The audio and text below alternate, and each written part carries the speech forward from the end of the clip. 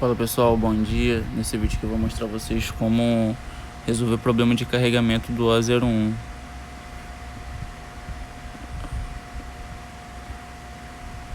Vou mostrar pra vocês aí, ele não tá carregando, aí mostrar pra vocês os testes que precisam ser feitos e como resolver isso. Ó, não acende nada.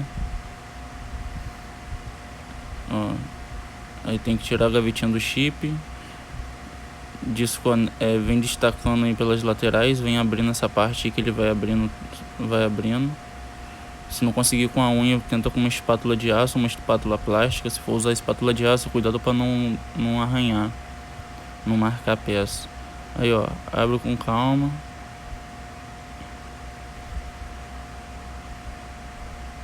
Ó, essas partes aí estavam, né, que eu tinha tirado umas depois que eu decidi mostrar.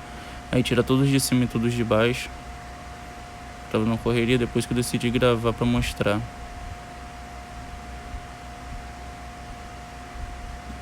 Encontra um acessozinho e tira. Desconecta a bateria primeiro. E desconecta lá embaixo. Aí agora eu vou fazer a medição ali de baixo para poder ver se tá certo. A escala de 20 dV, que é corrente contínua. Ó, vou medir a bateria para ver se tá legal.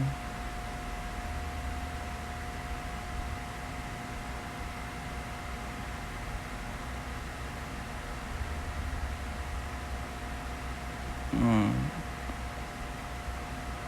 3,90, 3,90. Então tá bom. Ó, vou ligar agora o carregador.